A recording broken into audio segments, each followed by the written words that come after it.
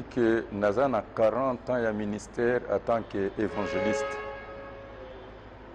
Na kati na mboka oyo na bato oyo baza komene masse na kati na génération na ngai mutu moko mi masse lokola nga azali te sur toute l'étendue ya République démocratique du Congo. Nazali a prouver yango te. Aucun stade, aucun terrain ekoki ko contenir biso soki na bimi. Ce qui veut dire que oza na autorité moko boy. Oyo bato bazobanga ke soki omi penché kosa nini ekosalema. Tour ya liboso eza tout simplement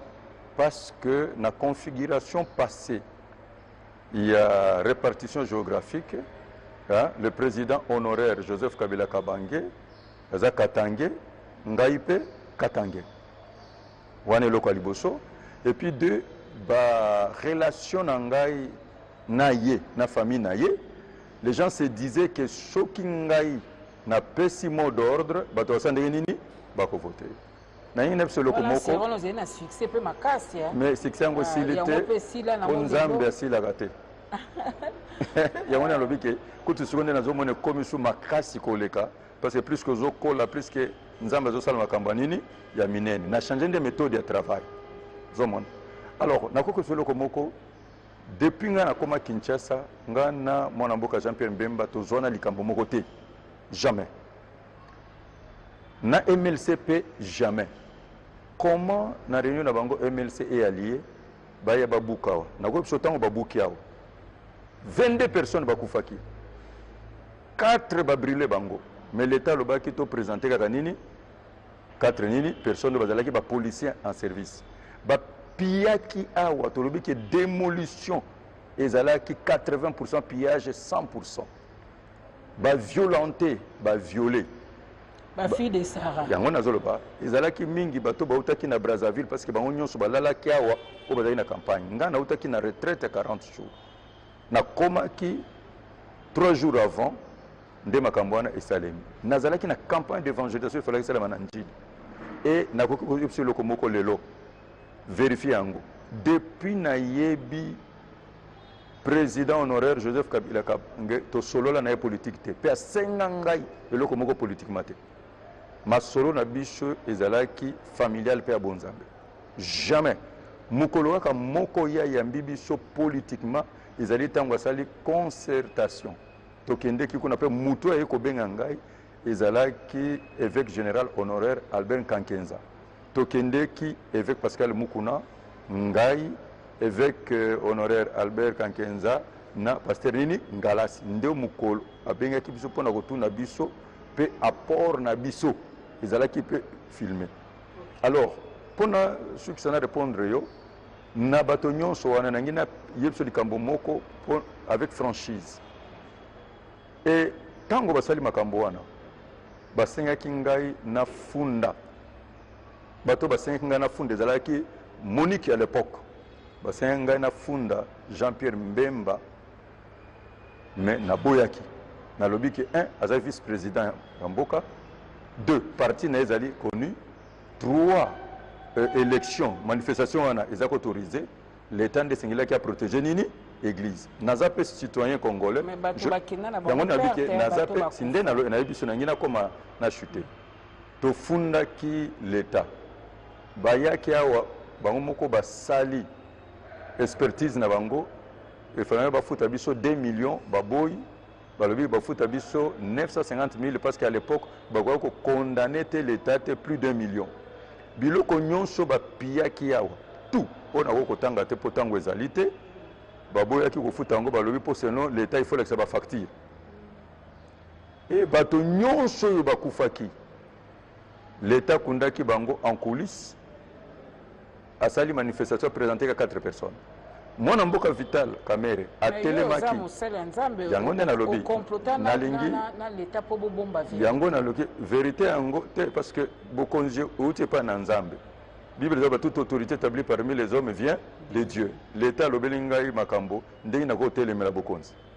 Alors nangina suka poto zo tango mingi te na réunion ya PPRD secrétaire général à l'époque PPRD zalaki mwana mboka Vital Kamerhe oyo mikolo azana esika ya pasi aye kotala biso d'abord na meeting populaire alobi Soni tokotonga aye kotala biso apesa ngai $5,000 alobi na compte ya PPRD 10,000 na compte na bon eza bango bato babukaki te ezaki acte ya bienveillance alaki nga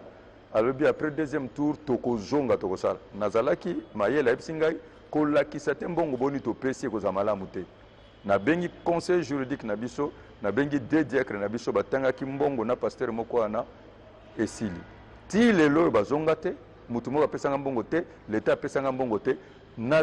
tongaka te mpo nazangi mbongo natikaki ndenge wana mpo bamona ndenge makambo ezali ti lelo je le fais expressement parce que l'armée de l'Éternel comme organisme d'évangélisation na 32 églises na biso na 40 ministères na ngai na ba relation nous avons quand même deux moyens pour que tout ça là na tika yango ndenge akiza témoin mais ngina biso loko moko bato basalaki acte wana bakotaki na couloir ya malédiction parce que bo toucher sacré vina bango mobimba bakozala bato bakovivre na malédiction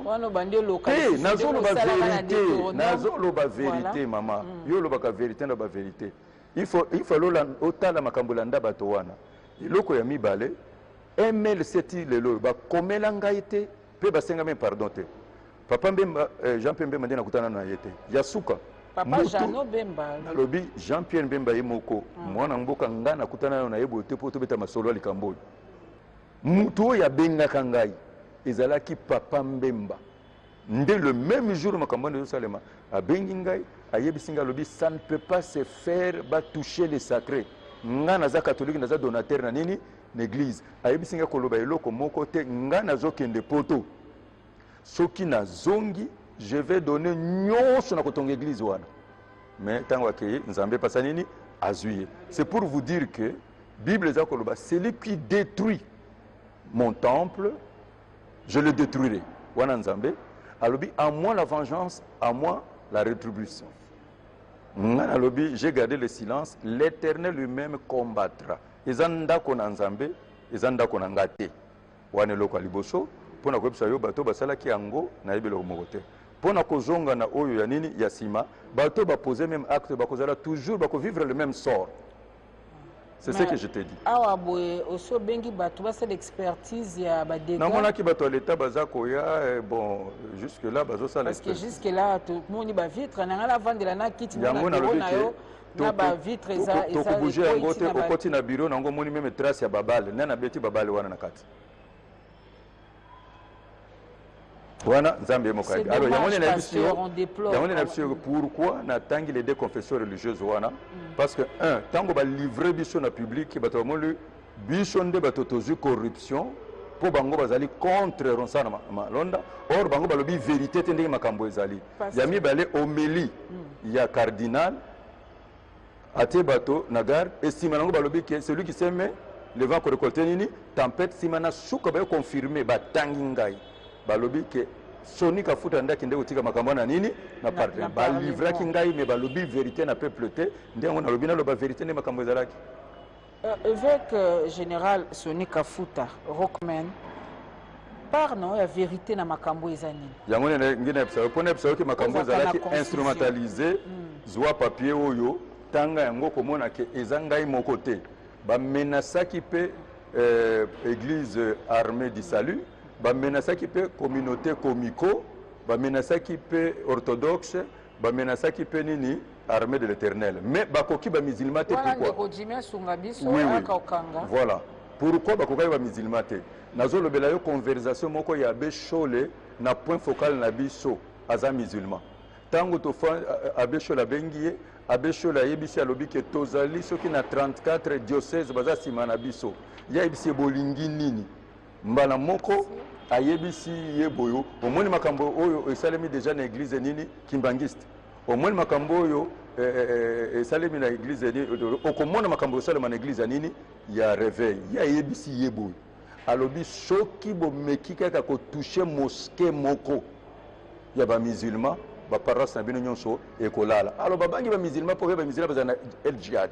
ndo moni bakanisi biso toza mayo faible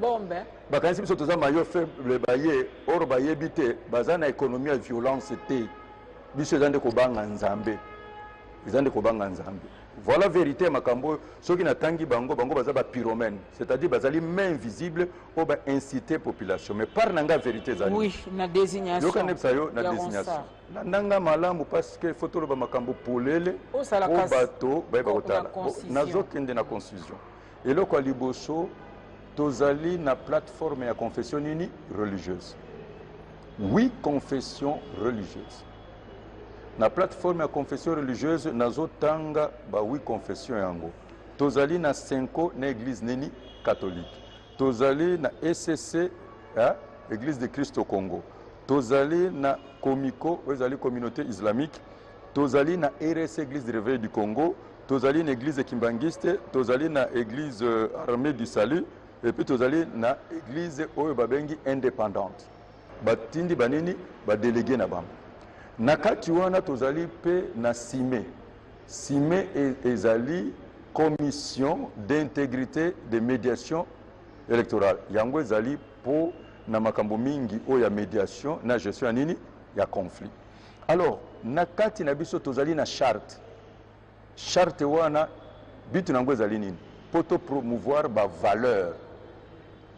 oyo tobengi cardinal mais na ba valeur wana ezali la crainte de Dieu vérité, intégrité, eza ebele, mais objectif na biso ezali ndenge nini toko fanda bandimi na biso baza na kokosote na collaboration na bango. Yango ko remarquer que na RDC, na RDC tozali na cohabitation pacifique entre ba musulmans na biso banini ba chrétiens. Bon, siko iloko nini salemaki. Landa historique pona zala mukuse bato batamusaka biso président na biso ezali Senko par président Senko ezalaka monseigneur Utembi lokola ya zalaki te nde cardinal aye kosala nini kotamusa biso alors tozalaka na secrétariat technique oyo ezali na ba 8 experts na biso bauti na ba confession na biso religieuse na point focal moto atamusaka bango abbé Chole nde coordonnateur pe abbé Chole nde azali lisusu oyo tolobi porte-parole nini na biso alors pona za na mukuse ezali dossier bandaki depuis année passée nga nazalaki na koti nanu te na pouvoir en tant que président national évêque général RC dossier ne bandaki na évêque général honoraire sorta Albert Kankenza alors la nanga makambo nazoyi bisayo et comme Madame Janine, présidente de l'Assemblée nationale, a bengisi biso nyonso ba confession nini religieuse. Tokende ki biso nyonso 8 confessions religieuses. Biso nyonso ayebisi biso topesa ye état ya mboka po tozana gestion en peuple pe topesa ye ba orientation na conseil pona makambo ezoleka na mboka. Ya mibale yebisi biso ezali siko tango ekoki po boyeba ko désigner représentant na bina confession nini religieuse parce que nanga sia komi na suka na ena nini na bureau na ye parce que déposer rapport na bango na nini na seni na zebisa yo mama oza mwana mwasi mayelo tangi yango na kelasi soki bandeko ya Senko soki bandeko ya SCC bazalaki pona réforme nde na wana ba yebisi biso balobi nono mama tokende na vote te tokende na nini na réforme basalaki yango te tuna bango mokolukuta na bango pourquoi tuna ye pourquoi balobaki likambo na réforme te moto atamwisaki biso mokolo wana ezalaki président ya SCC nde moto atamwisaki biso André Bokundo alobi na mama pesa biso tango tokoyela yo mokonzi oyo biso tosala nini tovote tozongi toke na réunion tant toke na réunion alors ba dépôt ya ba dossier mususu batiaki yango na nini na Sime mususu ezalaki kuna pa na bango na nini na Senko bayokani ke bazo ba dossier nyonso na bati yango nini ensemble alors secrétariat technique na biso ekei kosala musala na centenaire ya nini ya ba protestants sous la coordination ya Abbé Chole lananga malabu kuna place bakendeki ezalaki selon critères selon CV selon critérium tozalaki na yango baye bakosala toilettage na toilettage na bango sur 24 dossiers baye bakozongisela biso baye kopresente biso 6 dossiers le 8 napesa so observation moko soki Ronsard Malonga azalaki sujet ya problème Malonda plutôt azalaki sujet namona nanu ye te mpe nayebi ye te ezaka CV na ye nde etambwisi ngai soki Ronsard nasuka wana azalaka sujet ya problème ya libaku pourquoi bakoka koélimine ye te ndenge baéliminaki bakandidat mosusu nazokoma nano nalobi ke les 18 candidats éliminés wana bazali bacongolais ya haute facture baespère na nini na élection lolengi baéliminaki te secrétariat technique oyo ezotambwisama na Abbé Chole mais Abbé Chole azali secrétaire exécutif ya nini ya Senko pe représentant légal de l'église catholique ya yebaki ke mutu oyo akozala libaku mpona biso pourquoi asalaki kaka kuna te na baninga na ye ba mususu biso totindaki kuna ba éliminer ndenge ba éliminaki ba mususu ke ndenge lelo toza na problème te ba lekisi candidature na ye mukolo to yiko koma wana tosalaki réunion na biso na centre na complexe scolaire cardinal Mosengo na sali polyvalente mutu atambusaki biso ezali ye mei son éminence cardinal Fridolin Ambongo vice-président na ye papa André Bokondo azalaki wana aza paka na biso ezozona na likambo biso nyonso tozalaki wana na secrétariat technique na biso nyonso tozalaki wana mbala moko bango basali biso rapport na rapport wana naza na yango awa yango oyo naza na yango na opesa copie na yango po olingi totia bosolo na rapport bayebisi biso na misala nyonso botindi biso tosali tomoni bato oyo baleki na critérium selon CV na bango bazali 6 candidats natangi kombo na bango Kadima Kazadi Denis Lumumba ya Sylvain Bonso Jérôme Malonda Ngimbi Ronsard Révérend Yale Bosela et Ebotoko Cyril biso nyonso bakonzi ba chef à confession religieuse tondimi bato wana sans ko poser la question bao mususu bazui bango te belimine bango pona nite parce que tosalaki bango confiance na musala na bango na ko biso loko moko biso église ya réveil na kutaki prédécesseur nanga alignaki 3 candidats mais ba candidat na batiaki bango nini pembeni armée du sali ezalaki na candidat moko pe de haute facture batiaki nini pembeni ba musulman bazalaki na candidat batie nini pembeni kuto armée du sali ezalaki ba candidat mibale et à la fin de compte toyi komi retrouver que na ba candidat oyo batie bango ba présenter biso awa il n'y a que 2 candidats il y a 5 na SCC na Malonda o na mona bimaki lokola fictif landanga o ezali la haute intelligence. Alors tant otokomi tondimi bango cardinal abandi boyo nango na lobi ke landanga nde nazalaki wana landanga mama tango tokomi tondimi ba candidat oyo mais remarquez so remarquez ba candidat nyonso yo candidat ya confession religieuse mokazalité za ba candidat indépendant ba candidat confession religieuse awa bazali mibale révérend Eyale na Ebotoko Cyril candidat ya ECC na candidat nini ya Senko. Même Malonda wa nde ba présenter awa azala candidat indépendant. Est-ce que la nanga siko place makambo eko kozala pena niko ebisa yo nani akokaki kobima soki tolanzaka makambo yo malamu tango ekomi ndenge wana son éminence cardinal aza mutu na nzambe nazolobela ye makambo nazokosa te alobi na biso boy alobi il y a 3 candidats ici bazali proche ya président ya république ya pouvoir actuel puis ajouter en français balobi ki baza na lobbying nini politique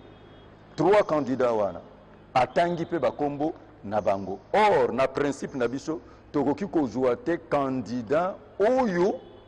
azali parrainé par parti nini politique cardinal asebazaki na nini po alobaki bato wana bazali proche chef de l'état wana na yebite ayebisi biso selon ba information oyo ye azali na bango eza information apesi biso donc déjà etouché état d'esprit na biso et wana alobi atiki ndenge wana sima nango aye kobakisa chaque confession religieuse esengeli ezu présenter nini candidat et parrainer candidat moko moko oko parrainer ndenge nini muto yo yebite po biso ba candidat na biso nso bazalaki basa bakoyi ngai soko talia sonika futana zata na candidat moko wana katite na ko parrainer nani wana ezaki nde principe ya parrainage mbala moko espere ya ba musulman atie musapi ba parrainer kadima kazadi po na nini expertise azanango mpe azali mutu international auti Afrique du Sud wana nayebi te mpo nayebi mpe ye te mbala moko nani chef ya confession na ye religieuse lokola bayokanaki te adésiste candidature na ye ekwei babengi Lumbumbai Sylvain akwei ngai nalingaki nazwa Lumbumbai Sylvain mpo na baekri na ye nayebi ye mais lokola natunaki conseil na biso ya sage te yango nabike lokola nazwaki conseil des sages te nasololaki na conseil des sages te ezalaki likambo bimi poisa nazwaki ye te oyo nazoloba na motema na ngai mbala moko baye kotuna Jérôme Bonso moto akozwa ezali te tous les candidats wana babimi na suka nde toye kotala pe tobi babimi malgré le fait que cardinal alobaki na bino ke aza na mwa basoupçon babimi ke parrainage ezali te et puis après ça déjà information qui bazali proche ya pouvoir mais toye pe kotala bango nyonso baza bato ya Kasai oyo nazoloba bino peti na wako bimisa te ba secret interne mais parce que yango na yebisi bino moto akufi abanga opola te oyo basalinga na sina akufi sikoyo nazobimisa makambo ndenge population ayeba population ayeba alors sikoyo totikali na Malonda Ngimbi Ronsard na révérend Yale Bosela na Ebotoko Cyril sikoyo bango cardinal alobi ke biso 5 tozwi Ebotoko Cyril mpo azali catholique wana nayebi te mais aconfirme biso susu Malonda Ngimbi Ronsard azali mpe catholique sikoyo lokola catholique azalaki déjà asi azwi mutu akozwa deuxième mutu te nde révérend Elebe atelemi alobi biso ya kimbangiste alobi biso kimbangiste tozwi nini Malonda Ngimbi azwi ata autorisation ya bato na ye ndenge tozalaka wana oza déjà na mandat ya kosala oza na besoin autorisation te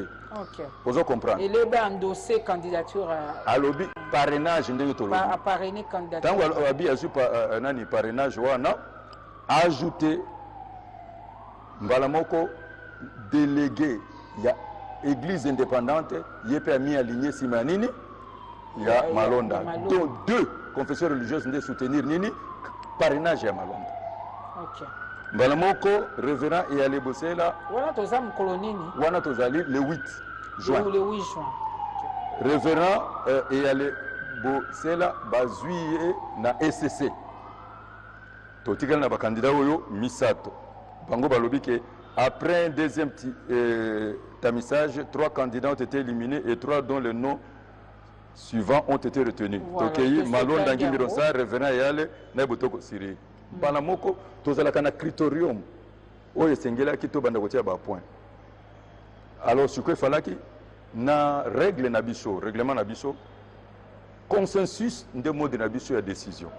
sauf dans les cas extrêmes nde toke na nini na vote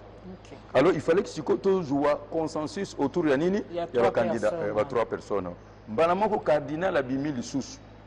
alobi na biso alobi ke Malonda Ngimbi Ronsard azali problématique tokokozwa ye te parce que ye nde la pièce maîtresse oyo afavorisaki tricherie pour président actuel azala na nini na pouvoir terme na ye donc toloba bokonzo sikoyo eza na fraude wana yebisi biso nde place sikoyo tension bandi komata abe Chole appuye ye alobi eza ye po biso to alignaki 40,000 smartphone nani 40,000 nani témoin yazoloba tozalaki na 17 cardinal azongeli alobi ke yazali chrétien catholique esengelaki adémissionné pe adénoncer makambo wana nde débat ebandi wana moko na biso atelemi professeur Akakiwa alobi non nga nayebi ndenge seni ezalaka Malonda azali secrétaire national exécutif azali administratif et technicien mais azo faire partie te na plénière ya chaîne ba décision azaka na chaîne nini ya décision te wana eloko liboso mosusu atelemi alobi no professeur révérend Eyale Bosela yepe atikalaki kozala candidat na parti politique moko na regroupement songolo bapesaki yango na parti ya honorable Iwanga. Alors nanani na biso moto asali ndenge wana akoki kopostule te parce que biso il faut kaka société nini civile na indépendance wana batikali koloba te ke Malonda azo faire partie ya parti politique moko te ye likambo kweli ye po azali ancien ya nini ya seni pe ndenge bazoloba yende mutu a favoriser KO ya ba élection en 2018. OK nde biso nyonso toboyi kondima ko endosser ye responsabilité wana tant que congolais. Nde place débat et ko ya nini makasi mbala moko to bendana ki telema makasi tozo yokana te to bimisi ba espère nyonso tango ba espère nyonso ba bimi to tikali biso moko to koki kozwa consensus oui patron to tikali te ba chef confrérie religieuse to tikali kozwa susu te to zongisi bango tango to d'abord to tikali cardinal amoni que tozo kana te asengi akata ba papier nini ya vote ba bulletin to mi présenter ce qu'on a niveau nini ya vote ngande mutu to ko bimisa voix ya sagesse to lobité to sala bon biso nyonso ne tozalaki wana to kende parce que a exhortaki biso sur la responsabilité a exhorté biso sur conscience na biso parce que ça venir ya nini ya pays cardinal ye moko akendeki na saut du maire tango tozongisi ba secrétariat technique atuni secrétariat technique alobi ndenge nini bo faire passer makambo na secrétariat nini technique bino boyebaki yango abe chole a mis justifié alobi que non deux candidatures oyo toyoko zongoka ka 2 jours oyo c'est-à-dire candidature ya nini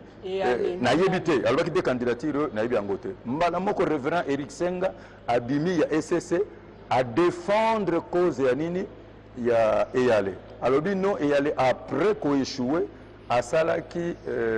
lettre à démission a présenté lettre mais totanga ki yango te cardinal amonaki tension zaki makasa alobi non to bandaki na molimo to kwa kosuka na nini na nzoto ndeni alobaki la nuit porte nini conseil to kende lobby to kende to kutana na weekend to arranger ba agenda na biso to kende ko mener enquête à liboso 1 boy la biso awa soki Malonda a faire partie ya décision ya plénière 2 boy la biso vérification soki Eyale azalaki candidat malheureux na députation nini nationale to telemi to sali lo sambo to bimi tozo zela babenga biso na butu point focal na biso abengi biso ngana zwaki appel na ye na minuit tango bande ko zwanga te abengi dirkab na ngai dirkab asalenga semek balobi ke lobby yango na lobby ke po il faut to limbola malamu azokende poso na katikati lemso ba to comprendre te alors a lobby que lobby tokutana susu na même nini endroit poto vider nini dossier lobby nango to komi tango to komi dossier quorum pe ezalaki nini atteint ameki ko to yokana susu pona candidat moko to yokana te résultat pe sinini et confirmé que révérend Eyale asalaki nini azalaki candidat et confirmé que Malonda azalaki na plénière te c'est-à-dire azalaki décideur te au moins to komi nini éclairé tango to komi siko nini éclairé na débat wana bato babisi ba idée ba comme reprocher église nini catholique balobi à chaque moment RDC comme un rendez-vous destiné à bango bino ka kande bo créer ce problème depuis nini conférence nationale na ba deuxième voie na bino o biso to lebena na kuna solo ba yebisi bango na 2006 prélat na bino alobi que résultat zali conforme à nini la urne te cardinal Echao alobi yango tango alobi yango peuple tomboki ata congolais moko akufaki ata makila congolais moko ekoyaki responsabilité na bon dossier yango sima nani bomi makape ba preuve na cour constitutionnelle suprême boyaki na yango te bino pe boza ba complice parce que bo dénoncer bo mimi ba preuve te alobi na 2000 nini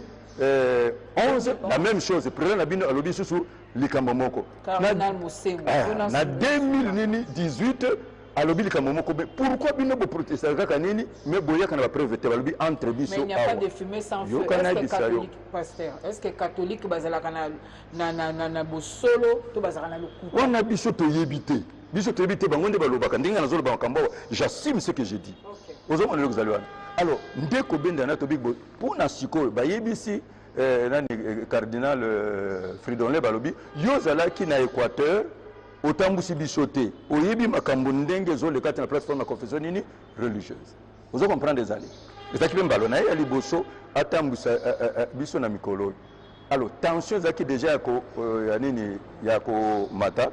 Tant to komi na tension na ko mata cardinal pona ko trancher nini tuko toye ko biso bango alobi kebo soki boyo ngai nde mutuna lobaki. Si c'est comme ça, de comprendre que choc logique au besoin de Bezali solo, ce qui veut dire que alternance oyo, de lobby pacifique, civilisé, ezali habillage. Voilà. Alors, na yebi si bango, boye bisabicho ceux qui nous besoin d'information. Bon, bisabicho au point, bon l'acception de preuve, c'est ma preuve ezali ne fils que les faits sont sacrés, bon le parce qu'un responsable agit par conscience. Nazali na nzambe na conscience na ngai. Okay. Lokola ba pesa ki biso yango te, cardinal a moni tension ati nde cardinal ko le babo. Si c'est comme ça, biso ba catholique tomi retirer na processus ya côté ya nini candidat a retirer ebotoko Cyril. Au profit ya nini ya ya. Ya les malgré balba kaza. Mais ce que yo na biso nazo révéler yo secret moko. OK. Soki cardinal alobaka makambo oyo te ya ronsar ke yende mutu azana cause ya makambo wana ndembele révérend eyale bosela nde aleki. Pourquoi? Po biso nyonso ndenge tozalaki wana malonda ngimi ronsar toyebi ete ozo comprendre moninga na biso ezaki nani. Bongo bino $50,000 bozwi na maboko. Zela na okoma wana. Bongo ni tezo sila. Yango na si ya sikoyo po problème ezaliki na mona bokomo bango vérité so bokomo banga natika ngala linga la vérité so bokomo banga ko banatika pona moni kozala dieto memisi te na mona komi ko banga bo nakata na mukuse na bokomo na makamunyo wana siko tango ya bendi ye au profit ya nini elale ngi so ebisa yo ke mutu alingaki koleka soki cardinal abimisa ba makamunyo so te zalaki yale po biso nyo stanto mando solo la wana tozana témoignage na mala mu pesa moninga na biso tolobaki pe lokola ba le kisaye mais sikoyo makamunyo so yeko embrouiller cardinal alobi bon nazo répéter ba terme na yo alobi comme nous ne parvenons pas à avoir un consensus autour d'un candidat vous allez wana alobi nous devons passer à cet exercice nini démocratique les chefs doivent se prononcer mbala moko na yebiso bazolo ba 3 tours ça 3 tours te ezali principe ya nini ya vote ba candidat bazalaki nini 3 moyenne ezali ya 4 n'est-ce pas même tomona kango na match salemaka élimination batuni rêve batuni abandaki na malonda ngimbi ronsard abimi na 6 points à main levée sur une 8 yemoko cardinal sanini a compter aye ko pesa ya mibale alobi ke révérend eyale bosela abimi na 2 points sur nini sur 8 sur 8 azongisi candidature ya Ebotoko Cyril Cyril aye ko bima na 2 points ngana bakisi moko nde balobeki ngana votaki 3 fois siko principe de la kindenge nini soki bango nyonso bakendeki par exemple 6 parce que c'est l'élimination parce que moyenne il y a 8 personnes ezali combien 4 t alors sikoyo moyen to zongela lisusu ezali te parce que oyo azali déjà na 6 oyo azali na 2 asali moyenne te oyo azali na 3 asali moyenne te match esili soki ezalaka par exemple moko azwaki 5 moko azwaki susu 4 ndembe tozongeli baoyo ya mibale bakutani quel moment bino bozwi ba 50,000 moto azwi yango moto yango azali te mama ndenge ngai nazali moto azwi nazali boso awa naza na altar na ngai moto azwi 50,000 azali te ezali ba rumeur na bango na beta major po bato bayeba kobwakisa biso moto azwi te yokana biso place na makambo ezali tango to soki na suka boyo cardinal atelemi alobi nous avons échoué communauté internationale à Koloba nini population à Koloba nini wana malonda leki a telemi alobi nous avons échoué abeshora alobi ndengwana to telemi muto lingaki tant a telemi to telemi asali prière ya clôture prière bandelingane na sala ki ya clôture inda sali simana yango Cheikh Abdalande a telemi alingaki te makambo ane bima alingaki to zonga to bongisa ngwana nini na kati to luka ndenge mususu meto sto voter tango telemi alobi yango mutakoyoka lisusu azalaki te ebandi na kulusu batolobi ke non wana eza kopesa mokongo nzela asa nini aleka wana ezali na kulisi ozona malamu ndenge bato baza koloba na dizaine bato ya nzambe ntango bino bosa boye toyeba kaka comme nango confusion on cherche l'église on les trouve dans les mondes et les mondes dans l'église parce que ntango ekoma kaka boye ekoma kaka boye ekoma kaka boye ne touchez pas à mes joints mpe nalobi ke nabokota na lisumu mama nalingi olandanga malamu landa makambo oyo yango nde nazo intimide yo te nazobatela yo je te protège yango nalobi ke do ntango makambo wana esili tozalaka soki réunion esili il faut tosala compte rendu tosala procès nini verbal mais réunion wana esukaki na bato bandimi candidat te napozo question moko soki candidat catholique nde alekaka est ce que nde makambo nyonso esalemi soki non rotuna bango soki candidat ya senko alekaka nde makambo nyonso esalemi ntango biso tobimi tokei mbala moko toconstate abandon ya cardinal abimaki ake na réunion alobisaki so mutu te réunion ezalaki mokolo oyo baprésident baministre oyo européen bayaki bakendeki bango na vice président na ye biso ntango totikali tofandi mbala moko makambo pourquoi toye kokende na makambo oyo biso kotika yango ozomona eloko ezali wana parce que cardinal il avait tout le temps koyebisa biso bondenge tosuki wana non tomoni population kosilika tozongela lisusu totosala nga kotonisa bango alobi ke lokola bato bazopose biso problème torécupere baoyo tosali nini tobwakisaki abeshola alobi te wana eza kozongisa biso na nini na nsima ozomona cardinal nde azalaki wana président présidium parce que kuna ndenge tozali église moko eleki mosusu ezali te biso tozali na voix moko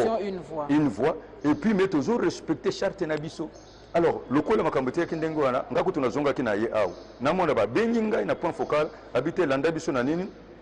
na siège na biso ya sime ntango tokomi tosali nini état de lieu ya nyonso nde toye kosala nini procès verbal na compte nini rendu toye kosigné yango bao bazalaki wana mais totikaki yango te yongani na biso wana cardinal azalaki te tokokosela ye te et puis majorité ezalaki atteint parce que tozalaki 6 parce que plénière nde eza nini likolo ntango tosigné tosali ndenge makambo ezalaki compte rendu na procès verbal biso tosignaki 5 esili mbala moko pression ebandi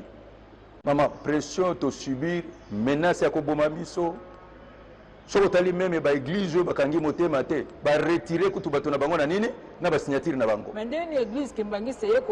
pression ma pression esali meme basuscite mwana kati na église nyonso na baopposition ko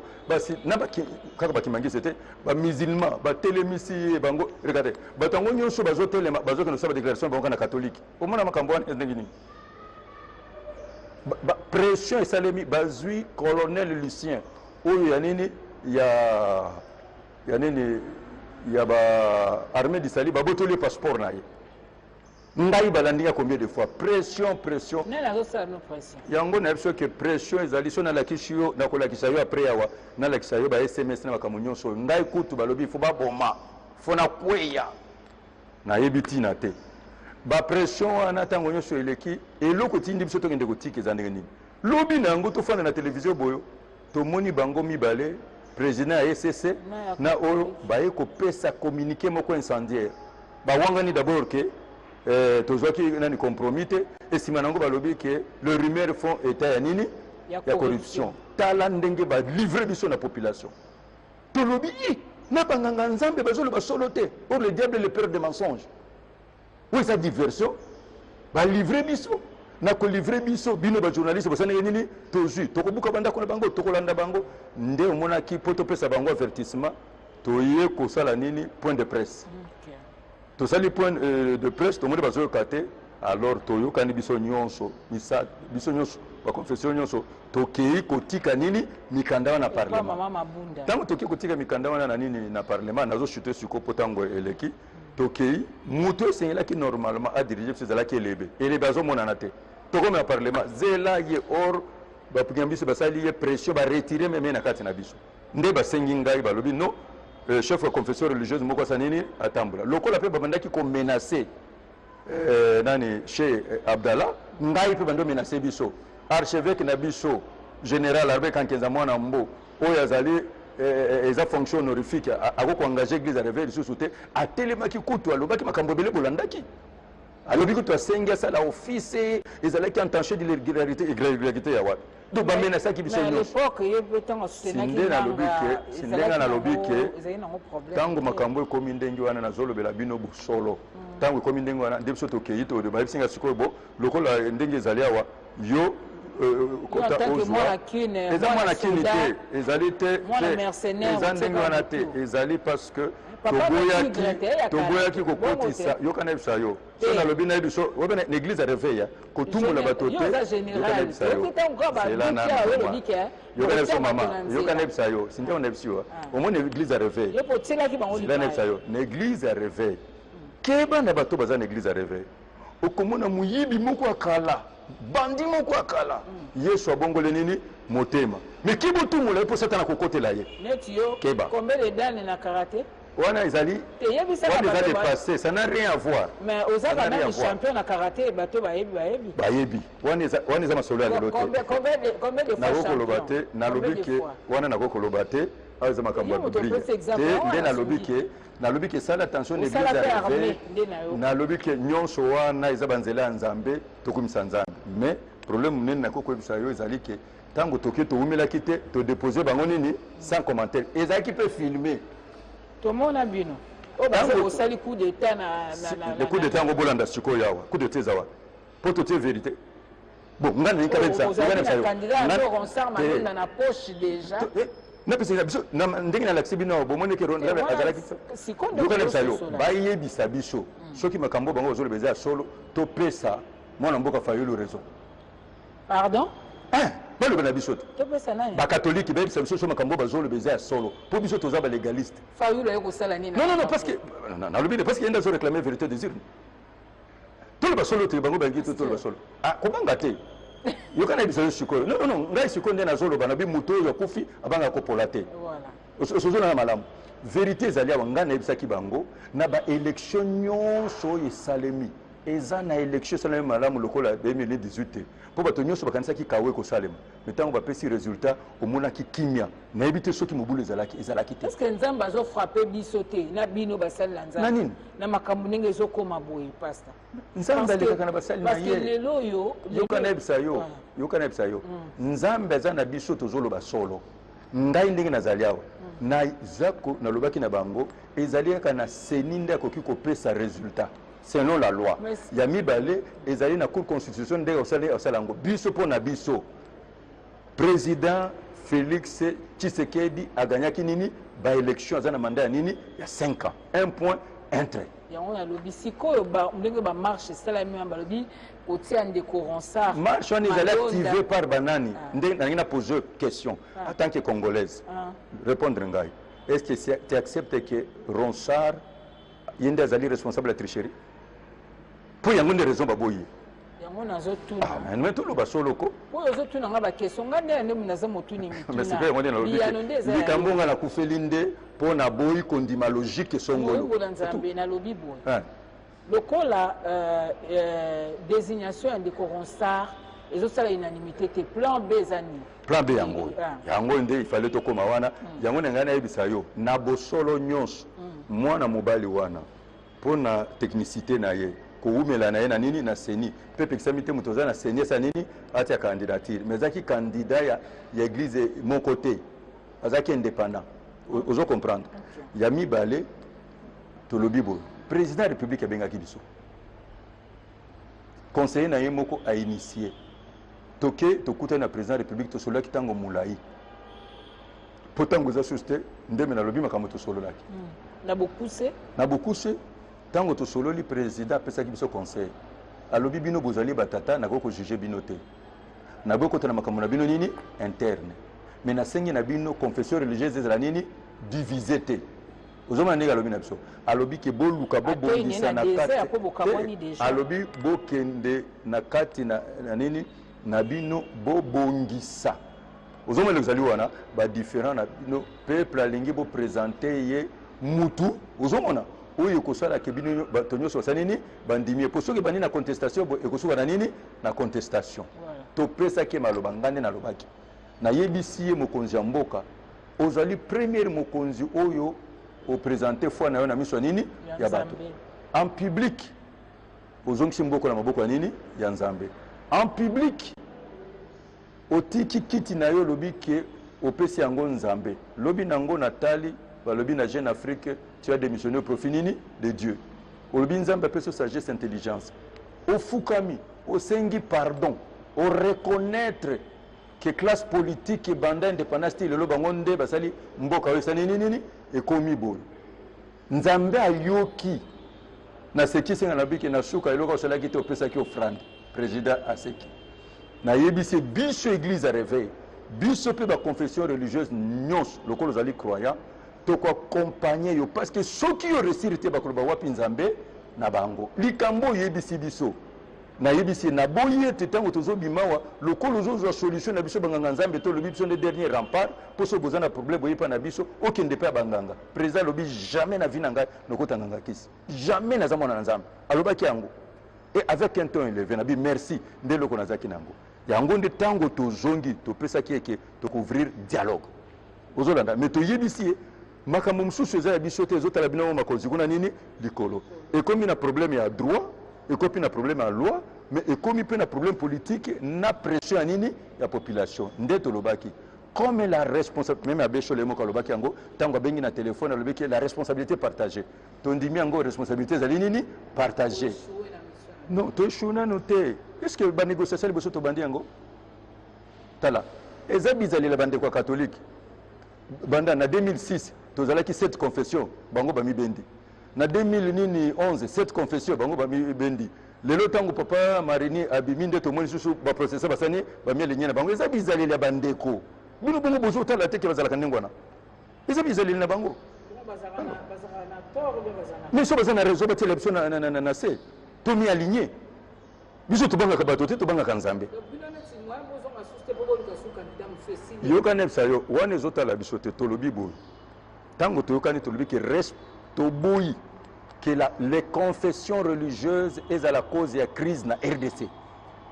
yango tolobi ke les responsabilités zali nini partagées to décider que te biso nyonso to kutana to solola makambo to yeba ko pesa l'état na biso solution voilà nde loko tolobi to kutana pour parler zali il y a pas longtemps te guerre te to bomi moto to so bomi moto d'abord moi si nanga telemeli ngai na comprendre poza muluba a telemeli ngai nani tata nanga mulimo abengaki nga lobi alobi oza évêque général tu ne peux pas dire cela na senga ki pardon na lobi ke bandimio to yokana psa yo na kosenga papa nanga mulimo pardon na kosenga bandimi pardon je le fais pour eux est-ce que yokana si soki na lobi ba oya RC bandimi te boya armée éternelle batiki alors yango nde to lobi biso le quoi to choisir Bible to zongeli Bible le lobi ndenge ni papa nanga mulimo senga verset misato celui qui détruit l'église Dieu le détruira yami balé alobi témoin la vengeance à moi nini la rétribution yami misato lobi garder le silence l'Éternel combattra pour vous. Alors, ngai ndenge na lobaki na yebisa ki église à réveil. Biso église à réveil, tozali pona unité nationale, tozali pona concorde nini nationale, tozali pona paix. Tozaka na héritage moko Nzambe apesi biso RDC. Alors, batela ndeko na yo congolais, batela ndeko na yo congolaise, pesa la patriote, komema mobulu na mboka na yo te. Tosengaki basambela, voilà. Ndenge na yebisi yo tokokuta na pesi ngai babengaki ngai. Basengi tokutana ba ambassade ba kokutana na ngai bato ebele bakutana ngai tokokutana ambassadeur américain tamboli mingi atamboli ba ambassadeur kaka américain te poto mikoneso baza kobenga tokokutana tokosolola tokobongisa pe tokopesa solution oyo kokutana Nzambe kokutana mutu te batika ko sa pression na ba pasteur ba chef de confession religieuse batika ana zolo ba yebite batika et puis na yebisi bango to zumbongo te so nangina lobawa to zumbongo te président république a pesi biso mbongo te d'abord peso ka pesi biso mbongo to kolia po ezali lipamboli na pesi te ndenge nazoloba apesi te mutu moko pa pesi biso mbongo te FCC ko pesi biso mbongo ndenge nini parce que malonda azali candidat na bango te et puis po FCC pesa mbongo zena absolu kamboyo zena absolu kambo assumer konani conséquence nango FCC hein babukaka église oyo bango bapesanga mbongo ezali bato oyo bakoki kosenga service ete po bazali na balitige nanga po basenga service il faut basana nini ba réparer ba litige nini ya kala tala soki nde nazo pesa conseil tant que moi si to silisi keba na mobali oyo akufela mwasi oyebite moi si na yofa na malade nini soko liko balo oki o mobali moko azali nini veuve ayeko bala yo tuna ye mama akufaki na nini mais keba na divorcer nzambe akabola ye na bolingo na ye oyebite yango na yebisu yo église ozolanda place ba dossier mbongo ezali mais dossier ya mbongo ou abandonner yokana bisa yo soko lobi okota na manche wana to abandonner pasteur mukuna te moto akolongolaki mosali na nzambe aza te mpo nzambe nde abengaki ye azali fondateur ya église ya RC parmi ba fondateur azali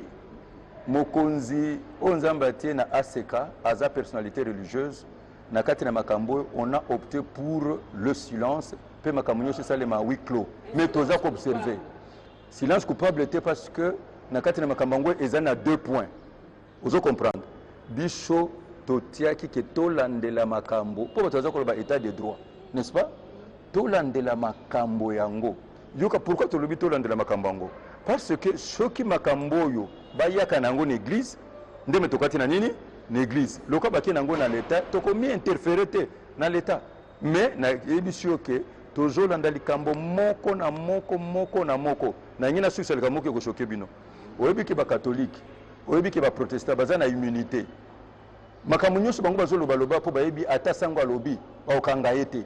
bakosala eloko te mais biso baoyo ya biso ntango batelemi balobi bao bakufa bao bakoma na baparalysie bakoma paralysie bao bakanga bango nde eloko yoso bango mutu makasi po biso toza na immunité te soki otelemi olobi nde nalobi na bino lelo lobi nayebi to ekoyela ngai na baétat major na bango mais nayebi so ke je m'appelle Soni Kafuta Rockman général voilà zo yango na kati na mutu ngai natosaka bato kasi nabangaka bato te nabangaka nde nzambe na tumolaka mpe mutu te mais yeba ete nazali wc yeba ete nazali douche wc na douche nazomona nyonso nazoyamba nyonso mais soki na bandi kobimisa solo bo désinfecter nga bosopa mai nde eloko na biso bino wc bandi kolumba bosukola yango sino toza covid-20 la 19 nasekisi yo mpo comprendre nzambe apambola yo merci mama mpo na nyonso toéclaire bango mwana nzambe moko na moko amene enquête akomona ke makambo eza ndenge tolobi luka bango bakocontredire makambo ete so bacontredire makambo sikoyo tobimisi sikoyo oyo baconversation téléphonique non oyokana bisa yo na baétat major nyonso bandimi nyonso bazalaka yo kokozala wana oza quelque part yo kokozala wana oza quelque part omona baétat major nyonso nde bazosala bandimi ya baeglise nyonso bazali bazali mpo osepele nango te akoenregistre bipai oyebi te toza na baélément so tobi tobimisa nzambe akokita kopekisa makambo donc balave basali na nzambe mosali moko azwi te mpe nalobi ke bato babuki awa riposte eza ya nzambe eza ya ngai te je vous donne 40 jours opesanga raison oza na maloba motuya oyo esengeli tozinda mwa moke wana lokola totie solo tobombi mosusu problème ezati ose kolumba solo te bakodesinfecte bobwaka mai bosukola yango malamu bokanga yango mpe po eza wese publique matondi merci mingi na bino bolandaki biso bolandi par ya vérité ya général Soni Kafuta Rockman ou azali bongo évêque général ya église du réveil du Congo te déplorer nde babuka ki ba vitra moi biloko na kati église nae toyoki mawa kasi toyaki mingi mpo toloba yo etali bongo makambo ezo kabula makambo etali désignation ya représentant ya société civile na bureau ya CENI matoni na mio babolandaki biso nde tokutana mikomizali koya